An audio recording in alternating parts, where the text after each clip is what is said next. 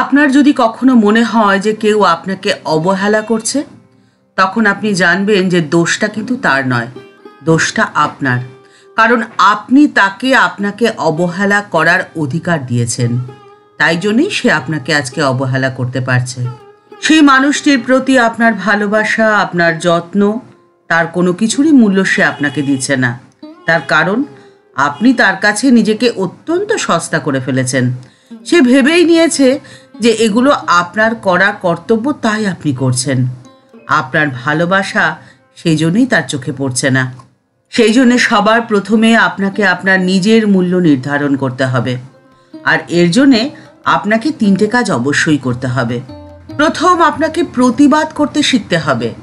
সব কিছু মুখ বুজে মেনে নেবেন না, সহ্য করবেন না। ঠাকুরের আদেশও তাই।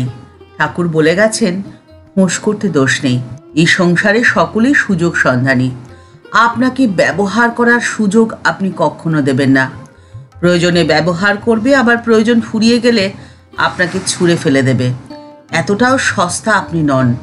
তাই নিজের মূল্য নিজে নির্ধারণ করুন। তাই কখনো নিজেকে সস্তা বা সহজলভ্য করে তুলবেন না। আপনাকে যে যা বলল তাই আপনি মেনে নিলেন, এটি করা অন্যায়। আপনাকে বিচার বিবেচনা করে হ্যাঁ বা না বলতে হবে। আপনি যদি আপনার নিজের মূল্যকে অক্ষত রাখতে চান, নিজের সম্মানকে ধরে রাখতে চান, নিজের আত্মবিশ্বাস বৃদ্ধি করতে চান, তাহলে আপনাকে না বলতে তো শিখতেই হবে। সব কথায় সবখানে হ্যাঁ বলবেন না। অনেক ক্ষেত্রে না বলা কিন্তু হ্যাঁ বলার থেকে অনেক বেশি গুরুত্বপূর্ণ। তাতে আপনার ব্যক্তিত্ব এবং সম্মান দুটোই বৃদ্ধি পাবে। দ্বিতীয়, আপনি কারোর কাছ থেকে কোনো প্রত্যাশা রাখবেন না। আপনি যতটুকু যার জন্যে করছেন প্রত্যাশাহীনভাবে করুন, দেখবেন আপনি ভালো থাকবেন। শ্রীমা সারদা দেবী বলে গেছেন, সকলের প্রতি সমান ভালোবাসা কেমন করে হয় জানো? যাকে ভালোবাসবে বিনিময় তার কাছ থেকে কিচ্ছুটি আশা করবে না। সময়, ভালোবাসা বা সম্মান, এই 3টে যদি আপনাকে কারোর কাছ থেকে চেয়ে পেতে হয় তা মূল্যহীন। যারা আপনাকে ভালোবাসবে, আপনার মূল্য বুঝবে, তারা এই 3টে জিনিস আপনি না চাইতেই আপনাকে দেবে। কারণ আপনি যে তাদের কাছে অমূল্য, প্রাইসলেস। আর ঠিক এই কথাটি বলে গেছেন শ্রীমা সারদা দেবী। মা বলেছিলেন, কারোর কাছে কিচ্ছুটি চেও না, বাপ ভাইয়ের কাছেও না, আবার স্বামীর কাছেও না। তোমাদের যা দরকার তোমরা তাকে বলো, তিনি যখন দেবেন তখন তোমরা রাখার জায়গা পাবে না। এই সংসারে আপনি যদি মানুষের সাথে সম্পর্ক তৈরি করতে যান, তাহলে আপনাকে দুঃখ, আঘাত, যন্ত্রণা পেতেই হবে। কারণ এই সংসারে প্রত্যেকেই দুহাত পেতেই রয়েছে। তারা নিতে জানে, দিতে জানে না। দেনেওয়ালা একমাত্র তিনি। তাই যদি সম্পর্ক তৈরি করতেই হয়, আপনি তার সাথে সম্পর্ক তৈরি করুন।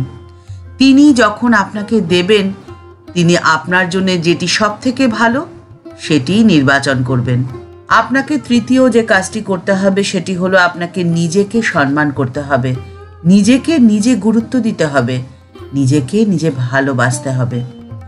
আপনি যদি নিজেকে নিজে সম্মান করেন, গুরুত্ব দেন এবং ভালোবাসেন, তাহলে আপনার চারপাশে যে সমস্ত মানুষেরা রয়েছে তারা আপনাকে সম্মান দিতে, ভালোবাসতে, গুরুত্ব দিতে বাধ্য হয়ে যাবে। কারণ তখন আপনার ব্যক্তিত্বে আপনার ভাবনা প্রকাশিত হবে, আর আপনার ব্যক্তিত্ব তাদের সেই কাজটি করতে বাধ্য করবে।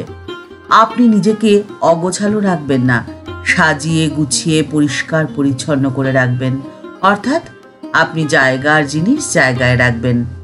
ঠাকুর শ্রী রামকৃষ্ণ পরমহংসদেব তার ভক্ত সন্তানদেরকে বলতেন, তোরা জায়গার জিনিস জায়গায় এমনভাবে রাখবি যেন অন্ধকারে হাত দিলে একবারেই পাওয়া যায়। আর আপনার মধ্যে যদি এই অভ্যাসটি তৈরি হয়ে যায়, তাহলে আপনার জীবন অগোছালো এলোমেলো তো হবে না, থাকবে পরিপাটি। যত্নে সাজিয়ে রাখবেন আপনার জীবনের প্রতিটি দিনকে, প্রতিটি মুহূর্তকে। আপনার জীবনের প্রত্যেকটি মুহূর্ত আপনার কাছে অত্যন্ত মূল্যবান হয়ে উঠবে, কারণ আপনি যে সেটিকে যত্নে আগলে রেখেছেন। আর আপনি তখনই যত্নে আগলে রাখতে পারবেন নিজেকে যখন আপনি ঈশ্বরের ওপর সম্পূর্ণ ভরসা করতে পারবেন। ঠাকুর শ্রী রামকৃষ্ণ পরমহংসদেব বলছেন, রাগ ভক্তি এলে বড্ড সোজা গো, যেমন মাঠের ওপর ধান কাটার পর যেদিক দিয়ে খুশি যাও। আগে হলে তো আলের ওপর দিয়ে ঘুরে ঘুরে যেতে হতো, কিন্তু এখন যেদিকে তোমার মন যায় সেদিকেই যেতে পারো। যদি আশেপাশে কিছু খড়ও থাকে, জুতো পায়ে দিয়ে চলে যাও, তাহলে আর কোনো কষ্ট পাবে না।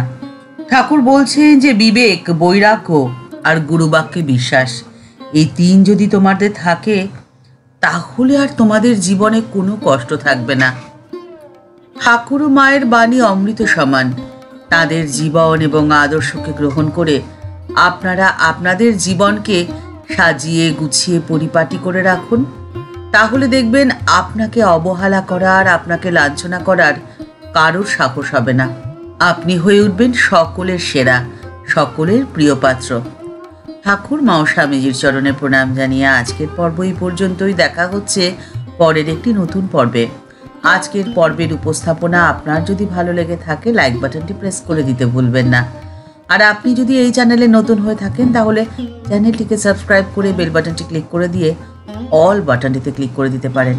তাহলে এই চ্যানেলে ভিডিও আপলোড হলে আপনার কাছে সবার প্রথমে নোটিফিকেশনটি চলে যাবে। আর এই ভিডিওটি আপনার যদি এতটুকু ভালো লেগে থাকে তাহলে অনেকের মধ্যে শেয়ার করে দেওয়ার অনুরোধ রইল। দেখা হচ্ছে পরের একটি নতুন পর্বে। নমস্কার।